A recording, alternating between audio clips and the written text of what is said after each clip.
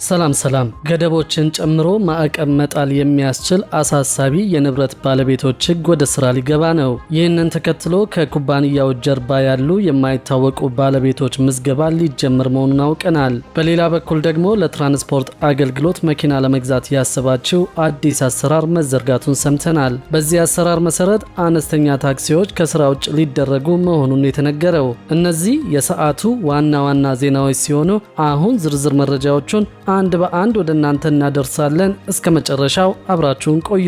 ገደቦችን ጨምሮ ማዕቀብ መጣል የሚያስችል አሳሳቢ የንብረት ባለቤቶች ሕግ ወደ ስራ ሊገባ ነው። ይህንን ተከትሎ ከኩባንያው ጀርባ ያሉ የማይታወቁ ባለቤቶች ምዝገባ እንደሚጀመር ታውቋል። በኢትዮጵያ ተመዝግበው ከሚንቀሳቀሱ ኩባንያው ጀርባ ያሉ ትክክለኛ ባለቤቶችን ወይም ቀጥተኛ ባልሆነ መንገድ የባለቤትነት ድርሻ የያዙ ወይም በንብረት የመጠቀምና ትርፍ የመጋራት መብት ያላቸውን ሰዎች ለመመዝገብ መታቀዱ ተሰማ። የምዝገባ ስርዓቱ ቀጥተኛ ባልሆነ መንገድ ወይም በሶስተኛ ወገን አማካኝነት የባለቤትነት ድርሻ ያላቸው ወይም ከመጋረጃ ጀርባ ሆነው የኩባንያው የመጨረሻ ጥቅም ተጋሪ የሆኑ ሰዎችን ለይቶ ለማወቅ የሚያስችልና በዚህም እንደ ሙስና፣ ህገወጥ የገንዘብ ዝውውርና በህገወጥ መንገድ የተገኘ ገንዘብን ህጋዊ አስመስሎ የማቅረብ ወንጀሎችን ለመከላከል ያለመ ነው ተብሏል። የንግድና ቀጠናዊ ትስስር ሚኒስቴርን መዝገቡን የማቋቋምና የማስተዳደር ኃላፊነት የሚሰጠው ደንብ እየተዘጋጀ ያለው በወንጀል ድርጊት የተገኘ ገንዘብ ወይም ንብረትን ህጋዊ አስመስሎ ማቅረብና ሽብርተኝነትን በገንዘብ መርዳትን ለመከላከል የወጣ አዋጅን መሰረት እንደሆነ ምንጮች ገልጸዋል። አዋጁ በትርጓሜው ተጠቃሚ የሚሆነው ባለቤት ማለት ደንበኛን ወይም አንድን ሂሳብ በፍጹም ባለቤትነት የሚይዝ ወይም የሚቆጣጠር ግለሰብ፣ ግብይት በስሙ የሚካሄድለት ሰው ወይም አንድን በህግ የሰውነት መብት የተሰጠውን አካል ወይም ከህግ የመነጨ አደረጃጀትን ለመቆጣጠር ፍጹም ስልጣን ያለው ሰው መሆኑን ይደነግጋል። የማሻሻያ አዋጁ ይህንን ተጠቃሚ የሚሆን ባለቤት መረጃዎች ሰብስቦ መያዝ የሚያስችል መዝገብ የማቋቋምና የማስተዳደር ስልጣን ለንግድና ቀጠናዊ ትስስር ሚኒስቴር የሰጠ ሲሆን መዝገቡም አግባብነት ባላቸው ባለስልጣናት፣ የፋይናንስ ተቋማት እንዲሁም ደግሞ ለተሰየሙ የገንዘብ ነክ ያልሆኑ ንግዶችና የሙያ ዘርፎች ተደራሽ መሆን እንዳለበትም ይገልጻል። የገቢዎች ሚኒስቴር፣ የንግድና ቀጠናዊ ትስስር ሚኒስቴርና በክልል ደረጃ አግባብነት ያላቸው ባለስልጣናት ስለ ተጠቃሚ ባለቤትነት የሚሰበሰቡና የሚያዙ መረጃዎችን ሌሎች ስልጣን ያላቸው አካላት በየጊዜው ማግኘት የሚችሉበትን ሁኔታ ትክክለኛነትን ለማረጋገጥ በአስተማማኝና ገለልተኛ ምንጮች የተረጋገጠ ስለመሆኑና በህግ የሰውነት መብት የተሰጠው አካል ከፈረሰ በኋላ መረጃው ቢያንስ ለ10 ዓመታት ያህል የሚቆይበትን ሁኔታ ማረጋገጥ እንዳለባቸውም ይደነግጋል። ከዚህ በተጨማሪ በህግ የሰውነት የተሰጣቸው አካላት በሚቋቋሙበት ጊዜ በንግድና ቀጠናዊ ትስስር ሚኒስቴር የሚቋቋመውና የሚተዳደረው የተጠቃሚ ባለቤትነት መረጃ ለማዕከላዊ መዝገብ ቤት የማሳወቅ በሂደት ማንኛውም ለውጥ በተደረገ ጊዜም ለውጡ ከተደረገበት ጊዜ ጀምሮ ባሉት 15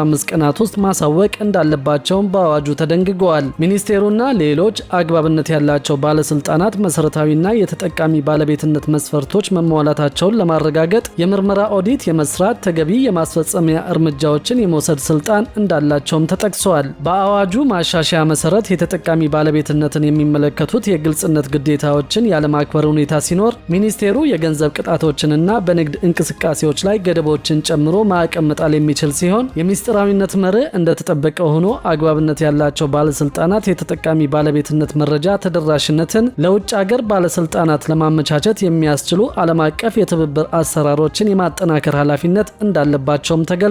በአይኤምኤፍ የሚደገፈው የኢትዮጵያ የ4 ዓመታት የኢኮኖሚ ማሻሻያ ፕሮግራምን አስመልክቶ ዓለም አቀፉ ተቋም በጥር ወር ይፋ ያደረገው 4ኛው ሪፖርት እንደሚጠቁመው ሚኒስቴሩ መዝገቡን ማቋቋምና ማስተዳደር እንዲችል ባለድርሻ አካላትን በአዋጁ የተሰጧቸው ሚናዎች በአግባቡ የሚወጡበትን አሰራር በዝርዝር የሚያመላክት ፍኖተ ካርታ በብሔራዊ የጸረ ገንዘብ ማጠብ ኮሚቴ በኩል እንዲጸድቅ መደረጉን ያስረዳል። የኢኮኖሚ ማሻሻያ ፕሮግራም ውስጥ አንዱ መዋቅራዊ መካከለኛ ግብ መሆኑን የሚያስረዳ ሲሆን በፈረንጆቹ በመስከረም 2025 በታቀደለት የጊዜ ገደብ መከናወኑ ተመላክቷል። የኢትዮጵያ ብሔራዊ ባንክ፣ የፋይናንስ ደህንነት አገልግሎት፣ የፌዴራል ፖሊስ ኮሚሽን፣ ባንኮችና ሌሎች የመንግስትና የዘርፉ ባለድርሻ አካላትን ያካተተው ኮሚቴው ያጸደቀው ይህ ፍኖተ ካርታ የመዝገቡን መስረታ ለማፋጠን የሚያስችል መሆኑን በተጨማሪም መዝገቡን ለማቋቋም የሚያስችል ደንብ በሚኒስትሮች ምክር ቤት በፈረንጆቹ 2026 ይጸድቃል ተብሎ እንደሚጠበቅም ሰነዱ ያትታል። የመዝገብ መስረታው እንቅስቃሴ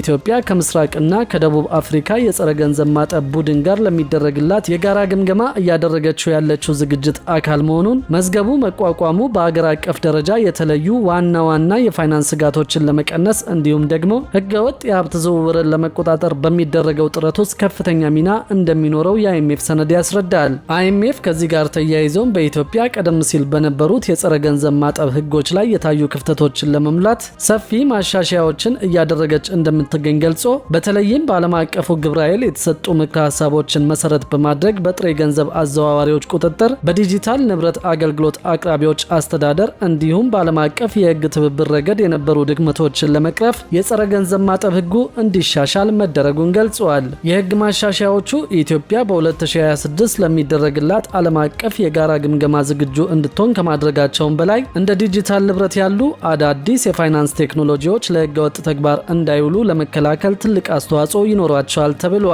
ተቋሙ በሰነዱ እንደገለጸው የኢትዮጵያ መንግስት ባለስልጣናት የፋይናንስ እርምጃ ግብረ ኃይል ለሚያካሂደው የጸረ ገንዘብ ማጠብና ሽብርተኝነትን በገንዘብ የመርዳት ማዕቀፍ የጋራ ግምገማ ዝግጅት እያደረጉ መሆኑን ጠቅሶ በቅርቡ የተከናወኑ ማሻሻያዎች ያላቸውንም ዘርዝረዋል። በዚህም መሰረት የብሔራዊ ስጋት ዳሰሳ ግኝቶችን ያማከሉ በብሔራዊ የድርጊት መርሃ ግብር ላይ የተደረጉ ማስተካከያዎች በጥሬ ገንዘብ አዘዋዋሪዎች፣ በዲጂታል ንብረት አገልግሎት አቅራቢዎችና በዓለም አቀፍ ትብብር ረገድ ያሉ የምክረ ሀሳብ ክፍተቶችን ለመሙላት በጸረ ገንዘብ ማጠብ ህጉ ላይ የተደረጉ ማሻሻያዎች በገንዘብ ማጠብና ተያያዥ ወንጀሎች ላይ ምርመራ ለማካሄድ በፋይናንስ ደህንነት መረጃ ማዕከልና በህግ አስከባሪ አካላት የጋራ የምርመራ ቡድኖችን ማቋቋም እንደሚገኙበት ጠቅሷል። ከማሻሻያዎቹ መካከል በስጋት ላይ የተመሰረቱ የቁጥጥር ፍተሻዎች፣ የሪል ስቴት ዘርፉን ለመቆጣጠር የወጡ ህጎችና ከፋይናንስ ተቋማት ውጭ ለሆኑ የንግድ ዘርፎች የተደረጉ የግንዛቤ ማስጨበጫና የሙያ ድጋፎችም ተመላክተዋል። የብሔራዊ የጸረ ገንዘብ ማጠብ ኮሚቴ ተጠቃሚ ባለቤትነትን የሚያረጋግጥ መዝገብ ለማቋቋም የሚያስችል ፍኖተ ካርታ መጽደቁን፣ ይህ ፍኖተ ካርታ መዝገቡን በዓለም አቀፍ ደረጃ በተባበሩት መንግስታት ድርጅት የጸረ ሙስና ስምምነትና መስፈርቶች መሰረት ለማደራጀት የሚያስችሉ የህግ የተቋምና የአሰራር ማሻሻያዎችን ያካተተ እንደሆነና የጋራ ግምገማው በ2026 መጀመሪያ ላይ ይጀምራል ተብሎ እንደሚጠበቅም አይኤምኤፍ አስታውቋል። በሌላ በኩል ደግሞ ለትራንስፖርት አገልግሎት መኪና ለመግዛት ያሰባችው አዲስ አሰራር መዘርጋቱን ሰምተናል። በዚህ አሰራር መሰረት አነስተኛ ታክሲዎች ከስራ ውጭ ሊደረጉ መሆኑን አውቀናል። በመዲናዋ የህዝብ ትራንስፖርት ታክሲ ላይ ለመሰማራት ቢያንስ 25 ወንበር ያላቸው ተሽከርካሪዎችን መጠቀም ብቻ ፈቃድ እንደሚያሰጥ ተገልጿል።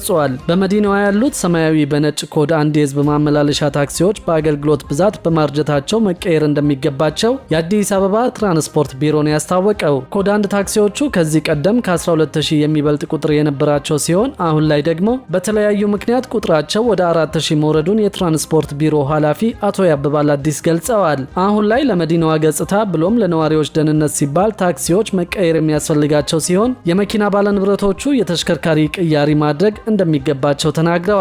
የመኪና ቅያሪ ለማድረግ መንግስት ብድር በማመቻቸትና ከቀረጥ ነጻ በሆነ መንገድ ተሽከርካሪ እንዲያገኙ ድጋፍ እንደሚያደርግም አቶ ያበባል ጠቁመዋል። ወደ ታክሲ አገልግሎት ለመግባት የሚፈልጉ አካላት ከዚህ በኋላ ፈቃድ ለማግኘት ከ25 ወንበር በላይ ያላቸው መኪናዎችን እንዲሁም ደግሞ በኤሌክትሪክ የሚሰሩ መኪናዎች በቅድሚያ ማሟላት እንደሚገባቸው የአዲስ አበባ ትራንስፖርት ቢሮ ጨምሮ አመልክቷል። ከዚህ ጎን ለጎን የትራንስፖርት ሚኒስቴር ያረጁ ተሽከርካሪዎችን ከሀገር ውስጥ መንገዶች ለማስወጣት እየተንቀሳቀሰ መሆኑ የተነገረ ሲሆን በቅርቡ በኢትዮጵያ መንገዶች ላይ የሚገኙ ያረጁ መኪናዎችና የጭነት መኪናዎች ከአገልግሎት ውጪ ሊሆኑ ይችላሉ ተብሏል። አዲሱ የትራንስፖርትና ሎጂስቲክስ ሚኒስቴር የተሽከርካሪ ልቀት ብክለት ቁጥጥር መመሪያ የግሪን ሃውስ ጋዝ ልቀት መስፈርቶችን የማያሟሉ ተሽከርካሪዎችን ቀስ በቀስ ከአገልግሎት ውጪ የሚያደርጉ የተለያዩ አስተዳደራዊ እርምጃዎችን ይዟል። አዲሱ መመሪያ እንደሚያመለክተው ማንኛውም አዲስ ወይም ያገለገለ መኪና አስመጪ፣ ሰብሳቢ ወይም አምራች ተሽከርካሪዎቹ የጋዝ ልቀት መስፈርቶችን ማሟላታቸውን ማረጋገጥና ለእያንዳንዱ መኪና የማረጋገጫ የምስክር ወረቀት መስጠት ይጠበቅባቸዋል ተብሏል። ሁሉም የነዳጅ ተሽከርካሪ ባለቤቶች ልቀታቸውን እንዲያስመረምሩና የማረጋገጫ ሰርተፊኬት እንዲያገኙም ተጠይቀዋል።